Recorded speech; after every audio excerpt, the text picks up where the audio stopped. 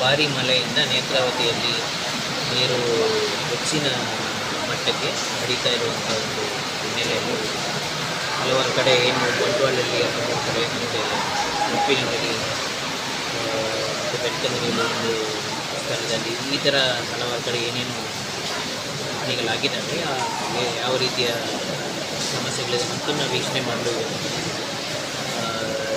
ನಿನ್ನೆಯನ್ನು ಎಲ್ಲ ತಂಡಗಳು ಸ್ಥಳದಲ್ಲಿದ್ದರೂ ಅವರಿಗೆ ಪರ್ಯಾಯ ವ್ಯವಸ್ಥೆಗಳನ್ನು ಮಾಡಿದ್ದಾರೆ.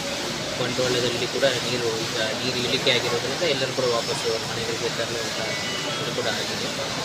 ಇಲ್ಲಿ ವಿಶೇಷವಾಗಿ ಉಪ್ಪಿನಂಗಡಿಯಲ್ಲಿ ದೇವಸ್ಥಾನದ ಮುಂದೆ ನೀರು ಸಂಗಮ ಆಗುವಂಥ ಒಂದು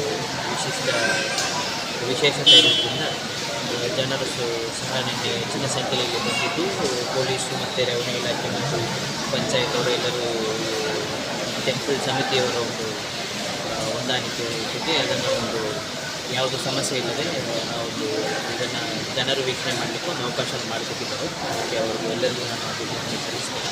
ಮತ್ತು ಇಲ್ಲಿ ಏನು ಮುನ್ನೆಚ್ಚರಿಕೆ ಕ್ರಮಗಳು ವಹಿಸಬೇಕು ಅದಕ್ಕೆ ಇಲ್ಲಿ ಸ್ಥಳೀಯವಾಗಿಯೇ ಹೋಮ್ ಗಾರ್ಡ್ಸು ಮತ್ತು ತಂಡ ಇಲ್ಲೇ ಇದೆ. NDRF ತಂಡನೂ ಕೂಡ ಇಲ್ಲೇ ಹತ್ತಿರದಲ್ಲೇ ನಾವು ಅದಕ್ಕೆ ಸ್ಟೇಷನ್ ಮಾಡಿದ್ದೇವೆ.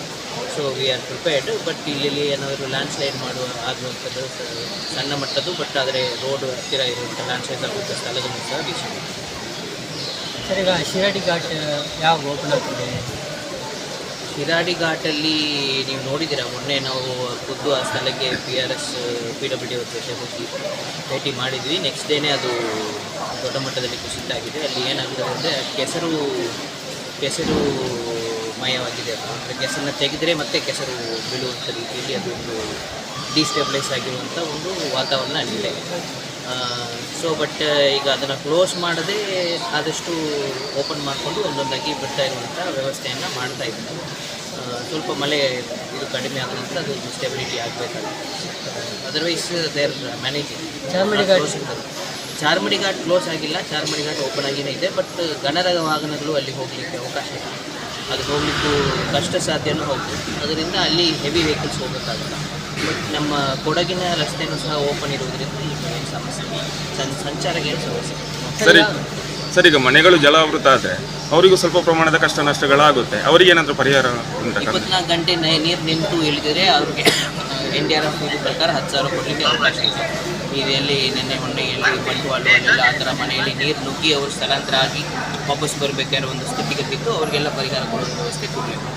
ಸಂಪೂರ್ಣ ಹಾನಿಯಾದ ಮನೆಗಳಲ್ಲಿ ಸಂಪೂರ್ಣ ತೀವ್ರ ಹಾನಿ ಆಗಿರುವಂಥ ಮನೆಗಳಿಗೆ 1,20,000 ರೂಪಾಯಿ ಕೊಡಲಿಕ್ಕೆ ಅವಕಾಶ ಇದೆ.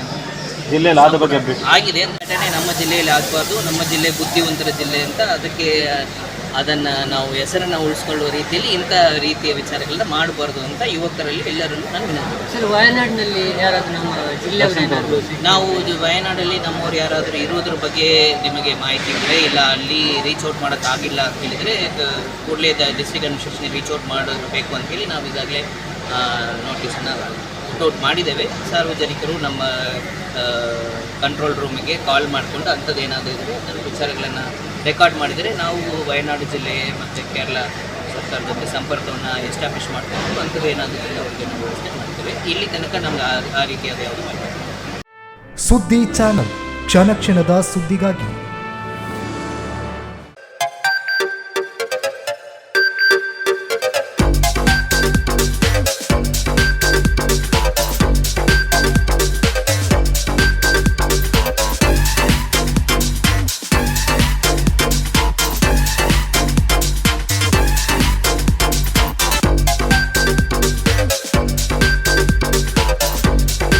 Navratan Electrical and Plumbing, wholesale dealers in electricals, plumbing, hardware, home appliances, sanitary, LED lights and electronics. All brands electronics and electrical items are under one roof. Navratan Electrical and Plumbing, opposite Sachin Traders, Main Road, Darbe, Puttur. Contact 8105973951, 9481644951. 9663814451, 08251 200 551.